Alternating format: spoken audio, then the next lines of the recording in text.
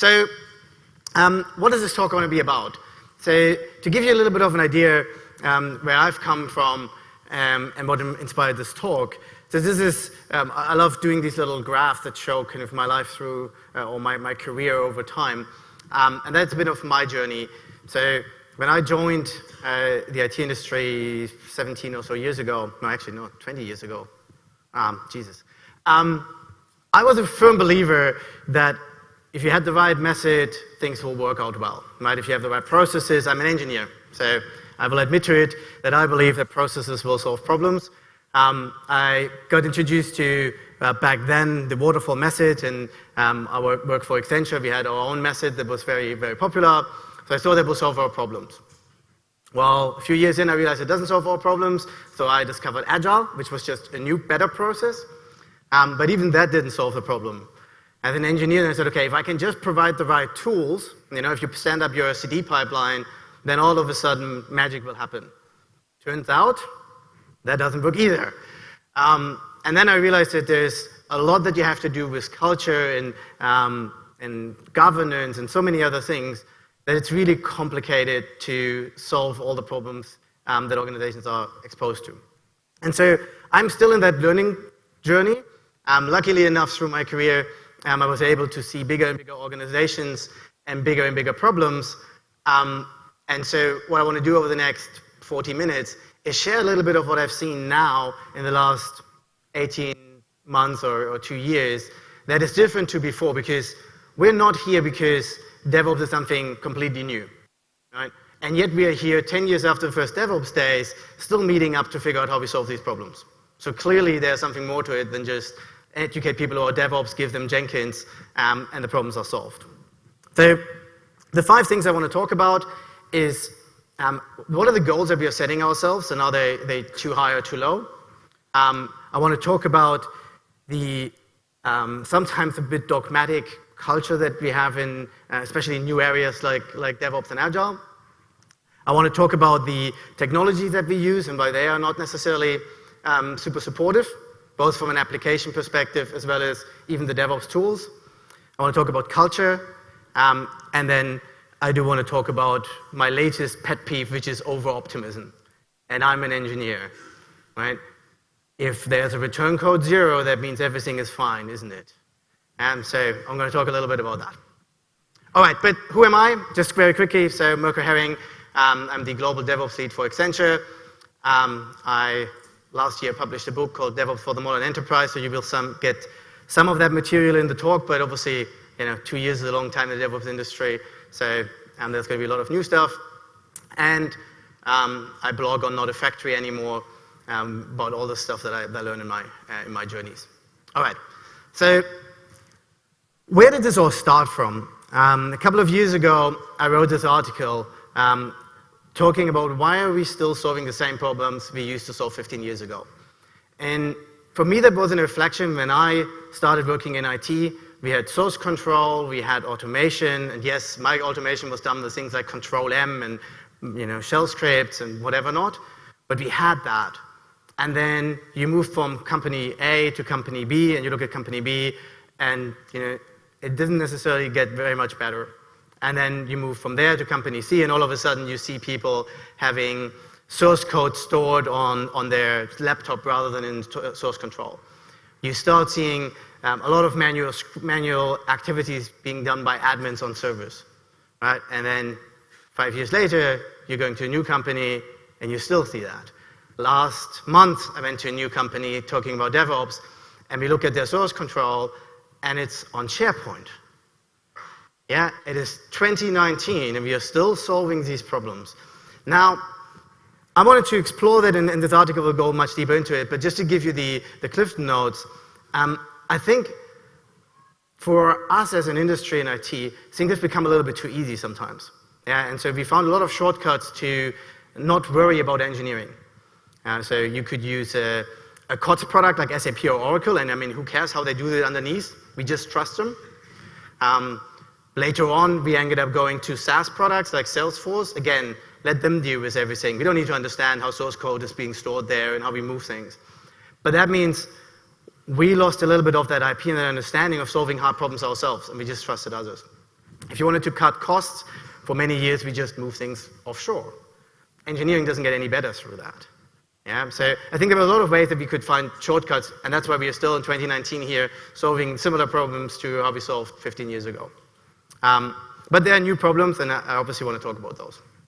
All right, so here's the very first thing. In any kind of transformation, you set yourself goals. Yeah, and in the old days, that was pretty straightforward. You did a to-be analysis, an as-is analysis, you found the gaps, and you created the roadmap, right? I mean, that's kind of what I did when I finished uni. Now, the magic thing for that is the to-be state is the end state, right? That's where we want to be. Has anyone here ever reached that end state? Right? You never do, right? You set out this end state. Once you've implemented this application, everything is going to be awesome. Right? We don't have any problems anymore. Work is going to be easy. No more tech debt because we've resolved all that. And that just never happens. You kind of get to the end of the transformation, you crawl over the finish line on your knees and just get it done with a last hard push. And then everyone's like, well, that was too hard. So, let's take a step back, let's take some cost out of the organization. And what happens then? This, right? We reduce cost, more tech debt gets accrued, and we start again a few years later. The CIO changes, he plays golf with a different technology vendor, and we do it all again. Fantastic business model for technologists and consultants, etc. But as organizations, that is pretty challenging because that used to work when the 3 to 5 years of the transformation wasn't that disruptive. Nowadays, the digital disruptor can take your business away in a year. So you can't afford this anymore. What you want to do is something like this, the ever-learning organization. And for that, you need to understand how if you get worse, how can you correct that? And that's a very difficult journey because you need to understand whether you're getting worse and what you can do about it. We'll talk about that in a second. What I, however, see in many organizations, especially when we start talking about DevOps and Agile, is something that looks a little bit like this. Oops. Oh, sorry. This is kind of your application landscape. Yeah, and this is obviously illustrative. Yeah, this is my 2-year-old son drawing, but it looks like an organization where you look through the applications and you see, let's say this is a state of unit testing. Yeah, and what can you do about that? So you can set yourself goals, and some organizations do that through engineering standards. But what they then end up doing is they might set them here. Yeah, and that means we're trying to find a standard that every application can adhere to. SAP, .NET, Java, Salesforce, and that sets a bar that is just not ambitious enough. Yeah, you can go somewhere in the middle, which I think is quite reasonable. You set them a bit higher, right? Every application should uplift a little bit, but what I see way too often is we do this, right? We want to be the Netflix of legacy banking, or we want to be the Googles of car manufacturing, or whatever. These are outrageous ideas, and the equivalent is always to me is like you start doing some sports. Yeah, you might have had a few years you just had a son. It's a bit tough at home, so you didn't do as much workout as you used to. I might be talking about a friend, not myself. And you want to get fit again, and you see this YouTube video of Usain Bolt. You're saying, "Oh, I want to be like him," right? And then you're going to start working out like Usain Bolt tomorrow, and everything's going to hurt. That's what organizations do when they see a YouTube video of someone who has an amazing DevOps maturity, and they say, that's what we're going to do tomorrow. The CIO that goes to the Silicon Valley and comes back and said, we need Docker, because Docker will solve all our problems. Yeah? That is the equivalent. And what does that to all these applications that you have? Right? If you are an application that's pretty low in your maturity, you're basically looking at them like, yeah, right, we'll never get there. Right? It's actually not terribly motivating. And if you're an application that is a little bit more mature but has some limitations, which means they can't ever get there for whatever reason, then you will just think, okay, the CIO has no idea what he's talking about, so I can ignore him. Yeah, so you really need to figure out a reasonable approach to this, and you need to find the right level that is challenging, but is still moving you forward and not distracting from what you're trying to achieve. Yeah, and that's a pretty tricky balance to find because neither of the extremes work. Yeah, and a lot of the industry is very much about extremes, where it's like all self-organizing or all centrally controlled. Yeah, and we need to find always that kind of the middle ground. I'm a consultant, right? So my favorite answer to anything is, it depends. That's what makes this hard, right? Because it's really easy to put the bottom, like the minimum common ground, really easy. It's really easy to say you need to be, Netflix. It's really hard to find what for your organization is the right middle ground, and that's what you need to really do. All right. There's another thing to understand, and this is more for, I should have probably started my talk with, hello, my name is Mirco, and I work in legacy. And, the old adage from AA. Because I work in organizations that have lots of different technologies. I don't work much with startups. But one concept to understand is this. Has anyone seen this curve before? It's actually inspired by, and the name is gone. I'm terrible with names. Ask me afterwards, it will come back to me. But this is a manufacturing function. And what it does is it draws out what is the optimal batch size. Batch size is very important for us in IT, right? We want to reduce the batch size to deliver faster and with less risk. Now, the holding costs in IT are all the features that you've built, but that are not live. They're not productive yet. Yeah, so all the code that you have on your laptop that you at some stage need to deploy into production. Transaction cost is what it takes to bring it there, right? So that is your go live, your deployment process, your regression testing, your business validation testing in production. If you have these functions, then you can determine the batch size, right? The optimal batch size is this. Now, what we've done over the years, when I started working in IT, to do a new project, you had to order servers that were put into a truck, were driven to a data center where someone put cables in. That's a pretty hefty transaction cost. Now you put a credit card down on AWS and you have an environment. So that transaction cost has gone down. What that means is your optimal batch size has gone down. Now, there's a corollary to that. If you can't bring the transaction cost down, you can't have smaller batch sizes in an economic fashion. What does that mean? If you're just introducing Agile in an organization and you haven't changed any on your governance or your automation or your infrastructure, that becomes a pretty expensive thing because all you're doing is on that left graph, you're moving to the left and it becomes more expensive. Yeah? What this also means is, depending on what technologies you use, there will be a different batch size for it. So your SAP will have a different batch size than Java or .NET or serverless.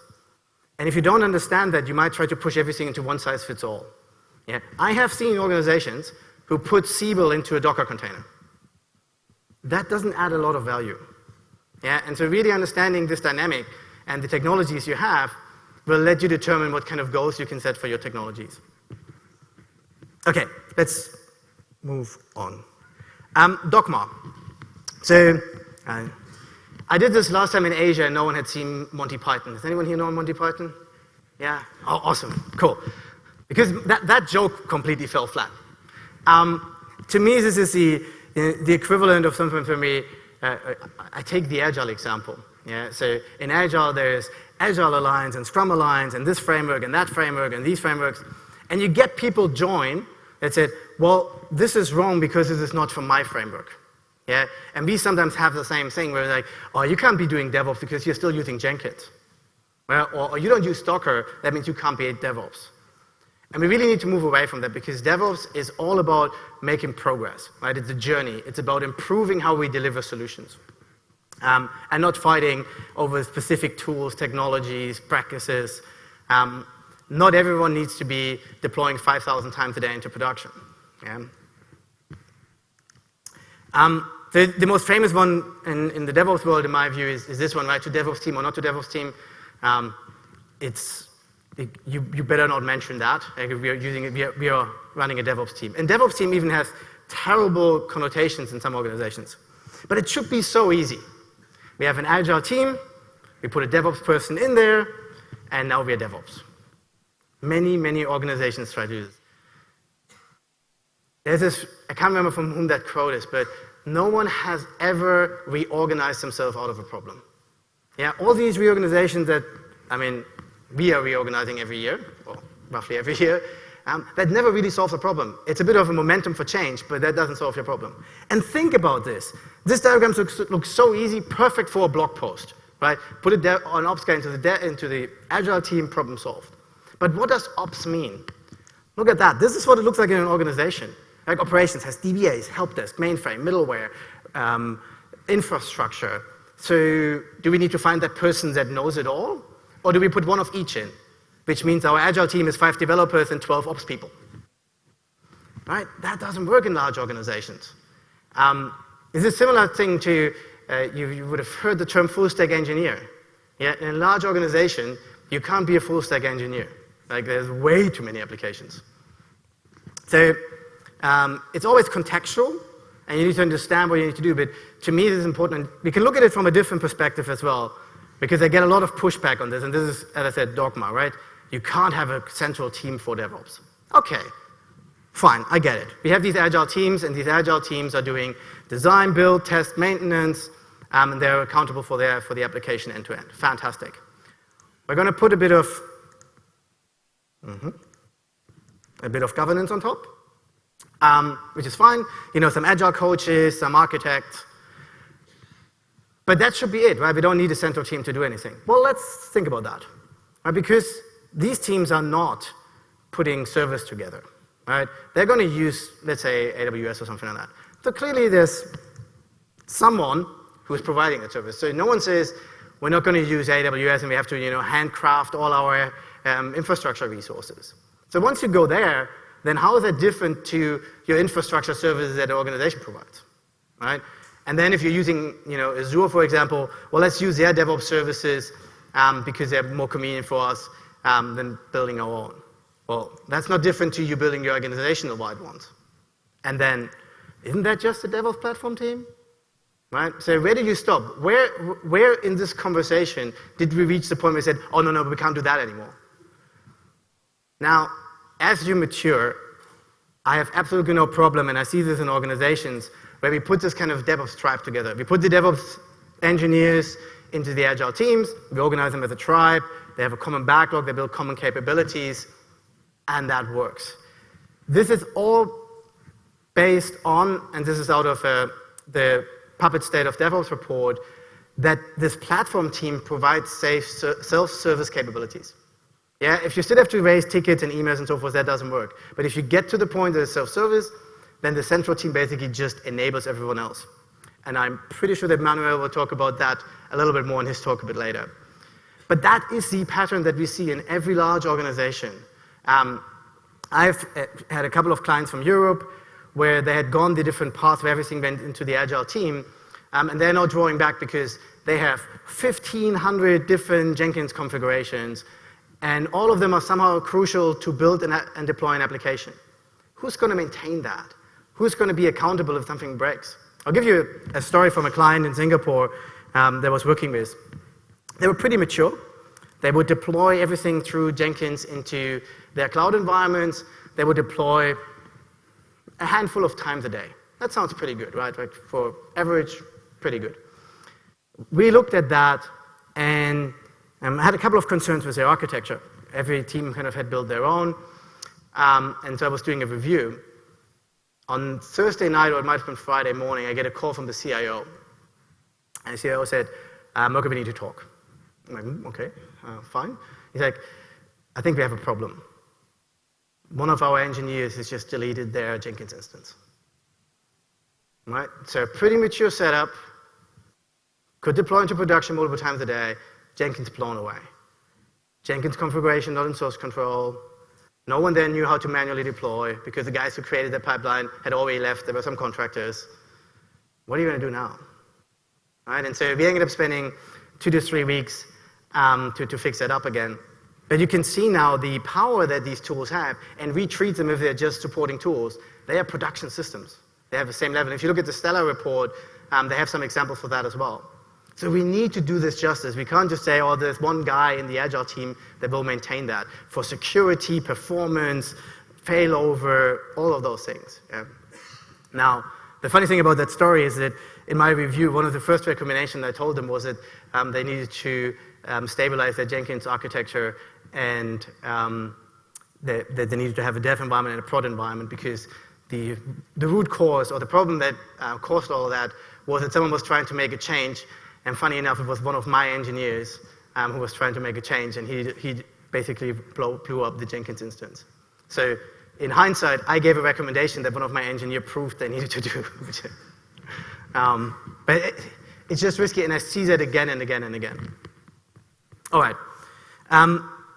The other thing is that continuous delivery, as awesome as that sounds, is not always a goal, and there's a pretty long path to it. So this is, I'm a geek, right? So on the left-hand side is something, can anyone identify what that is? Yes, civilization. This is a tech tree, right? And what a tech tree does, it shows you if you want to invent a car, you need wheels and a combustion engine and da-da-da-da-da, and then you can, you get a car. The same is true for continuous delivery, right? There are lots and lots and lots of practices that go into that. And your goal is not necessarily continuous delivery, but all of these steps along the way can improve it. And what I'm trying to do with that is move away from, do you guys do continuous integration? And then everyone says, well, we have Jenkins. Or any other kind of half-assed answer. To really empowering people to understand all the things that go into that and considering the complexities. Yeah? And I think something like that is a lot more useful than a maturity model or just giving these placative terms like we need to do X, Y, that. Okay, let's get into technologies.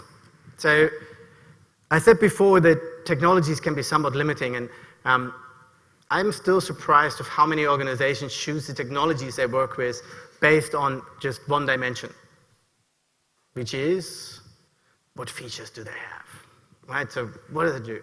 So people choose an application that has a certain set of features because it supports their business, but they don't consider all the other things. We are now talking about a world where we accept that there's no end state, right? So we are accepting that we need to evolve. And still we put applications in that are pretty hard to evolve. Like no one looks about how can we maintain that, how can we evolve going forward. So that means on top of the functionality, we should look at their architecture. So is it actually modular? Can we scale out individual components or only the monoliths? Can we put it on the cloud and connect it with APIs? Do we have the right monitoring behind it so that we can get data back out of the system to say which features are being used or not? We need to also look at the engineering capabilities. Can we actually get to the source code, or is it something that is just stored as blobs in a database? Or you can only ever get the binary? Can we actually inject points where we can do automation with it, right? So we have API hooks that we can use to automate the deployment process, automate the startup, the clearing out of the cache.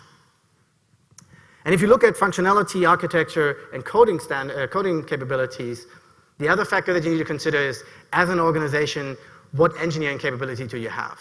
If you are a startup of a couple of business guys and you can't worry about IT, fine. Go with a SaaS product and be happy with it. But if you have some decent engineering capabilities, these other factors start playing a larger role. Because you can continue to evolve and create your own destiny rather than being determined by the destiny that the application vendors give you. Now, this sounds fantastic, and as DevOps guys, clearly we are better, right? This is me talking about all these big COTS products and SaaS products that are not really built with DevOps in mind. But let's look at our DevOps tools, right? I mean, that example that I gave you before was on Jenkins 1, where it's not easy to get pipeline as a code. Yeah? Where getting the data back out of that system to correlate your Jenkins data with your Selenium data, with your Jira data, is not trivial. So if you're building the platform for your organization, you need to think about what capabilities do the DevOps tools need to provide. Can we actually store the configuration somewhere else as code? Can we integrate it? Do we have the APIs to connect our 5 pipeline technologies, because we have a different pipeline for mainframe than for Oracle than for SAP? What is the licensing arrangement for that? Because some of these you pay per agent. Well, that means if I want to use it for every possible environment that I have, that's going to become very expensive. So then we're only going to use it in production. Or we only use it for the last 3 levels of the environment. Yeah, and so you really need to think about that. You want to make it easy for people to adopt these things. Some of the tools we use have licensing where you can't just spin it up for every cloud environment. because that becomes extremely expensive if you pay per instance. And then, obviously, again, you need to think about what the skill sets are that you have, right? If you're more a .NET shop, that you will choose different tools than if you have mainly mainframe or Java skills. But to me, that's one of the biggest frustrations that I have, that there's so many vendors out there talking about DevOps tools, and they say, oh, cool, let's talk about what DevOps practices have you used for yourself around code and automation and failover, et cetera, et cetera. And it's very often the answer is not that much. Yeah, I was working with an old IBM tool in one of my earlier projects, and it was, even though we had access to the database, it was impossible to find the data in there. Yeah, because it was such a complicated data model underneath. All right, so that was technologies. Let's talk a bit about culture.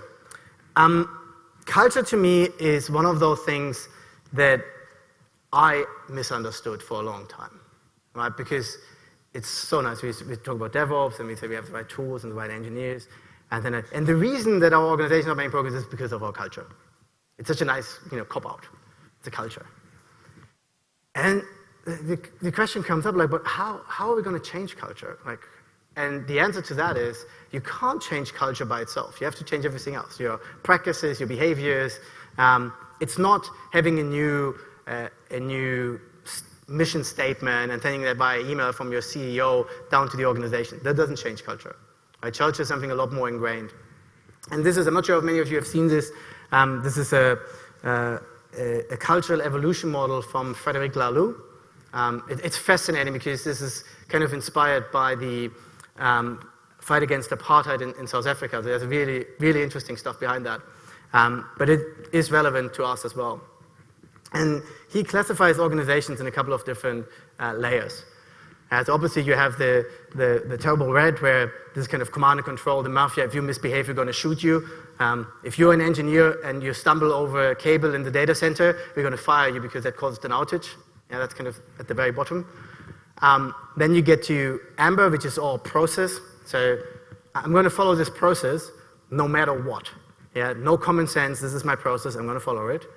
Then you get to amber, and amber is we're going to have free competition. So it's all about the outcome. Yeah, so I know what the process is, but I know if I call Bob, I'm going to get my environment much quicker.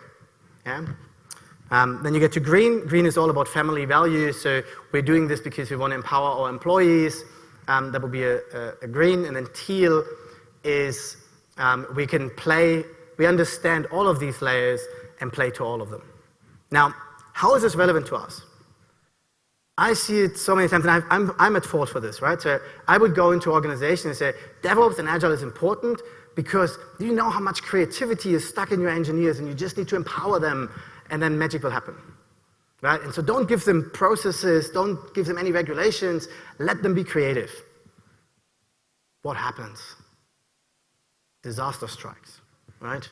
These engineers have been so used to all the processes and everything else around them that guards them from reality, that when they just do stuff, things will break down. They had never had to worry about security. They never had to worry about performance. They never had to worry, and now we just say, do whatever you like, right? And so they spin up hundreds of cloud environments because there's no governance around it, and no one turns them back down, right? And so you burn through your infrastructure budget in a month, yeah?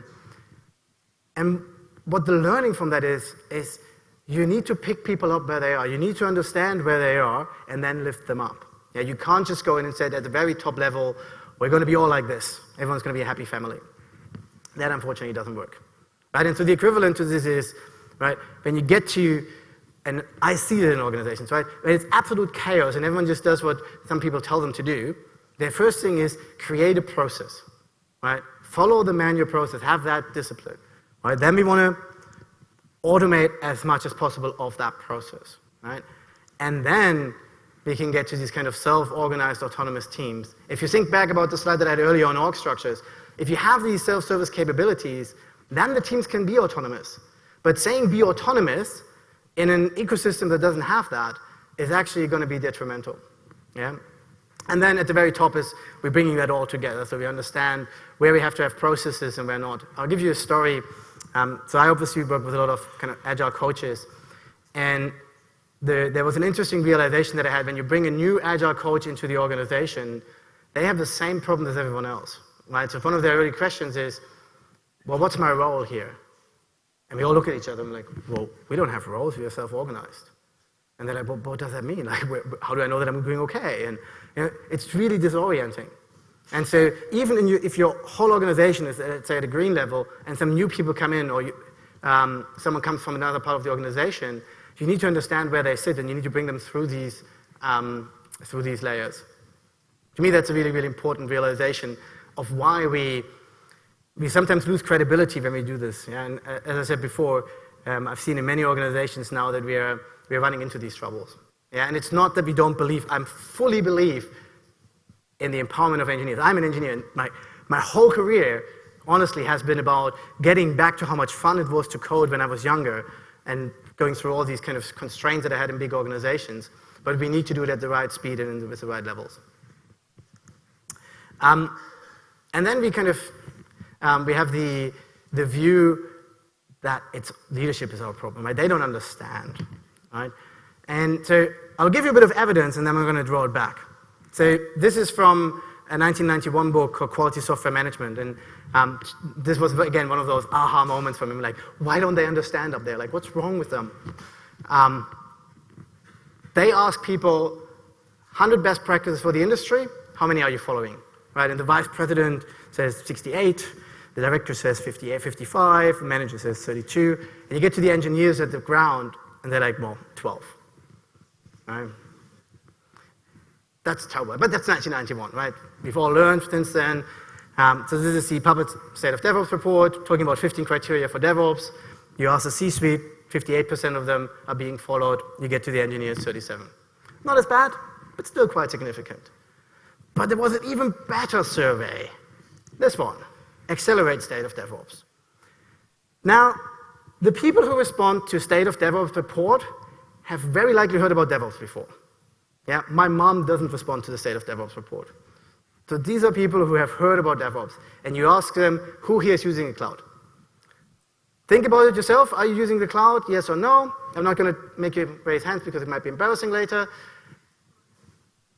And then they use the 5 criteria that the National Institute for Standards in the US has defined as cloud computing, and that number dropped from 67 to 22. So of the enlightened people who have heard about DevOps, still 45% get it wrong what it means to use the cloud. Right? And in case you're wondering what is the difference between the cloud people and the standards, the 2 biggest criteria that caused this drop is, can you spin up an environment without raising a ticket, sending an email, anything like that, mainly through an API? And do you only get billed for the exact resources you are using? So no monthly fees, no the highest load, none of that nonsense. Yeah? And do you kind of turn it up and down as you need to? That made that drop. So when we are saying the executives don't understand us, right, we don't understand ourselves. Yeah? And that's because this is really complex. And you can see this, right? You talk to the person next to you in your team and saying, hey, our continuous integration is really not that great. We're still doing it on feature branches, we can get better. Your team manager then says, hey guys, what are we doing about continuous integration? Yeah, I think we're doing okay. We kind of have to worry a bit about the branching strategy, and we have to, okay. His boss comes to him and says, hey, how are we doing about continuous integration across your 10 teams? Like, oh, overall, I think we're good. Some of them are not as perfect, but pretty good. And then you get to the vice president, and they ask, so how are we doing with DevOps, where continuous integration is one of them? Of course the answer is we're okay.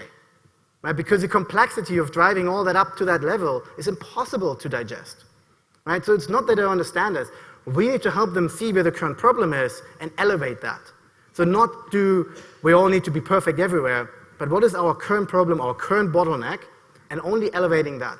That will solve some of these problems. Yeah? I'll talk a bit about that at the end. And then we have this. Yeah? How about tools, right? The one to rule them all, or everyone does what they want. Yeah? And again, what is the answer? It depends. Beautiful. We've learned it all. Now, here's the thing, right? I think there's some pragmatic answers to this. And the first thing is, you need to have some kind of standard tooling that if a new team turns up, that they don't have to come up with something completely new. Like, take that away from them. But then you want them to be able to explore. Yeah, and so the right thing to do is you can have your own tool set if you like, as long as you adhere to the same standard that we have for our corporate tools, which means failover, you have it as code, it has APIs that we can connect with everything else. As long as your tools does that, you can do whatever yourself. But you have to maintain it, while we maintain the corporate one, right? And then you want to make sure that you learn from that. So if they're doing that for a while, is it actually better than what we have? If that's the case, we should replace the tool in our corporate toolkit, or perhaps it's an additional one and you just manage the extra maintenance cost, and now you have two for deployments or two for test automation or whatever. Yeah, so do these kind of disciplined experiments, but also if they've used it for a while and they can't justify that it's better than what you have, then tell them to go back to the corporate level, right? Because this is not about the team being the best team in the universe by doing whatever they want. It is you as an organization from a systems thinking perspective. What is the best for us as an organization? Yeah, because that team ultimately still lives within a larger organization. So employ system thinking even for that. And then, as I said, provide the guardrails for the people who run their own tools. Now, over-optimism, right? So what is a techno-optimist? As I said, it has worked. If return code is 0, we are good here.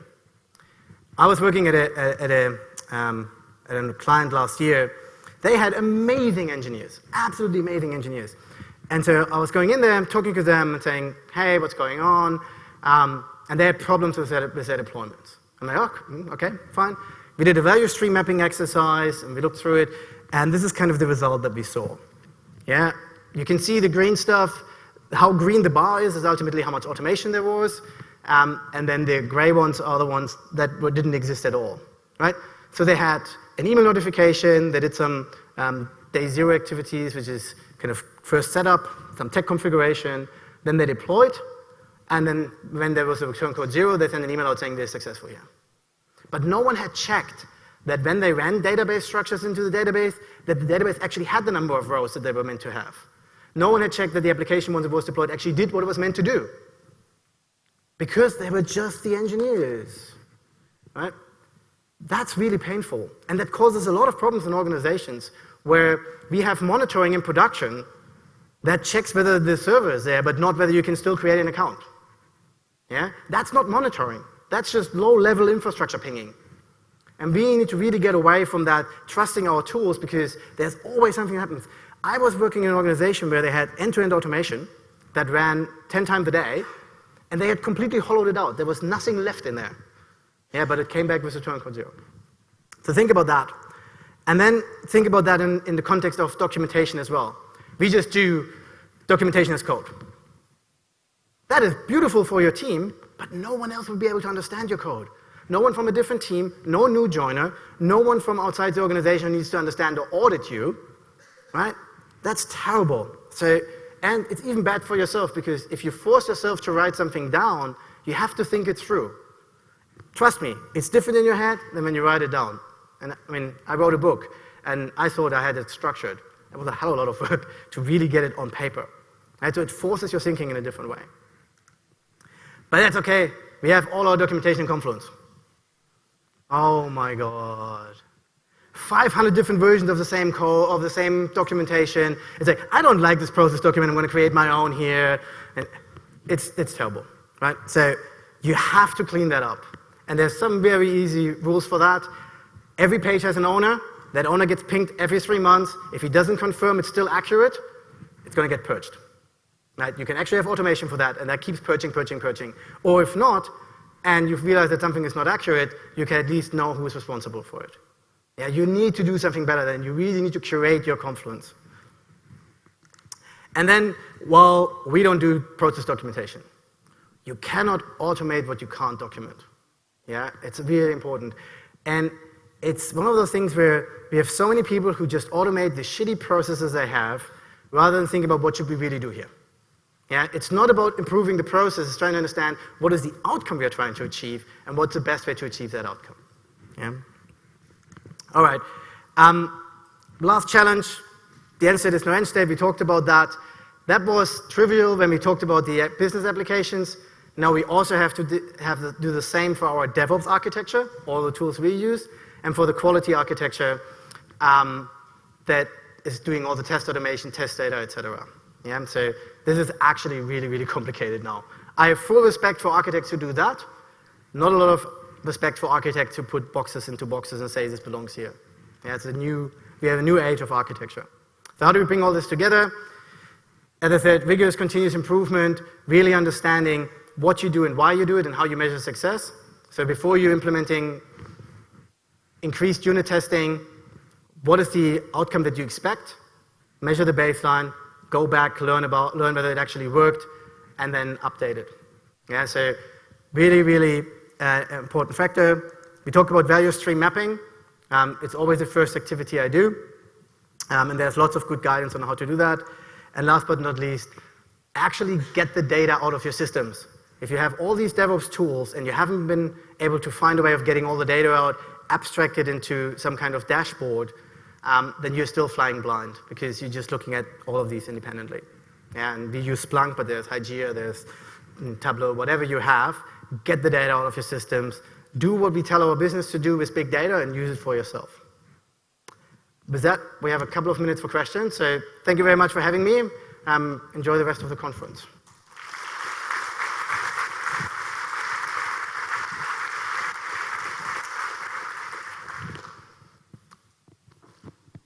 You have 4 minutes and 45 seconds for questions.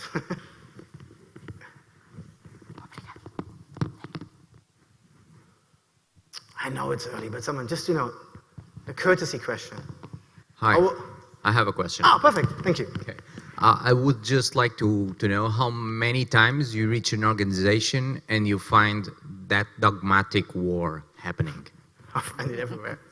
Well, it's shocking, right? Because as an Agile and DevOps community, we always talk about culture, and we find it in our own pockets that we do these kind of very dogmatic arguments. And very often what is happening is that last bit here around measuring, because we don't do that, right?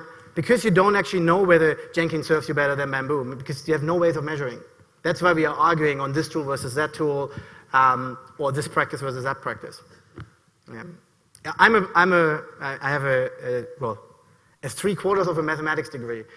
So for me, it's always the first thing I ask. And this client here in the middle, when we got in, they said, we don't want to do anything unless we have data for it. But the good news is, Mirco, we have heaps of data. I'm like, oh, awesome. Yeah? And so over the last 9 months, how long did your deployments take and how successful were they? That sounds pretty basic, yeah, we would say. I say, no problem, Mirco. We have 9 months of Jenkins data. I'm like, that's awesome. And Jenkins covers that step here in the middle. Yeah? It didn't tell us anything about how long it took. It didn't tell us anything about how successful it was, because guess what happens when something failed? They restarted it until it worked. Made some changes, restarted it. So at the end, they had a 100% success rate. Right? So go back to data, and then you can take some of that heat away from it. What other questions? Courageous. See, if you ask another question, I might have another copy of the book that I can give you. So I have another question. There we go. Woo! When we find a low mature DevOps organization, what can we do with them? Ignore them now. Terrible answer. No, it's actually beautiful, because in low maturity organizations, there's still so much benefit to be had. It's a lot harder. I find it harder these days because a lot of organizations have 80% sorted, and the next step is really hard, but doesn't provide us easy benefits anymore. But I think we do need to, there's still a level of education that you then need to do.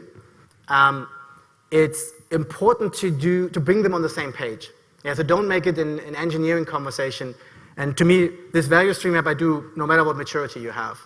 Because what it does, it brings people from business, IT, ops, testing, infrastructure into the same room, and you talk about what does it take you to get something done. Yeah, and it's a bit of a cathartic moment, because they talk to each other and they're like, oh, and then we follow this process, and the person who owns the process said, oh, no, we changed it 3 months ago. Or I'm like, oh, no, I don't follow this process. I just call Bob, and he will have it for me. And then all of a sudden, in a safe environment, they can kind of air that frustration and the challenges they have. And then what's important is again, don't say we need to change everything. Figure out what are the next 2 steps. Yeah, and figure out what the kind of compass is that you're using for it. Because nothing is more frustrating than when people talk about something that's incredibly far away. Yeah, and it's like, oh, it's not worth doing unless you're doing continuous deployment. Like, honestly, I haven't worked in a single organization. I've worked in hundreds of organizations that have done continuous deployment at scale for most of their organizations, for most of their applications. It's just not happening. Not in large organizations. All right. We would have one more question. Perhaps someone else can ask a question? Or is he the only guy who asks questions? Perfect. There's one more. Thank you. I had 2 copies of the book, so now that works. Nice. So, regarding, I also agree with you that it's very important to give measures, and we have that capability to prove that the work that is being done.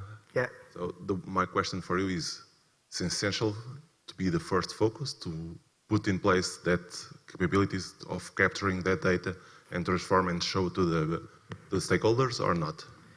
I would say yes. I try that in 80% of the cases. And I've learned it the hard lesson because I did a project where we implemented some automation, and afterwards the CIO came back and said, that's great, we invested this money here, but what's the benefit? And we all just look at it, but we have automation. That's a good thing, haven't you read the blog posts? And so what we had to do then is, we had to go back and do time and motion studies of how long things took in the past and simulate it and all those kind of things to justify it, right? So what I now do is, as we are starting, okay, we're doing this bit, how can we measure what it takes at the moment?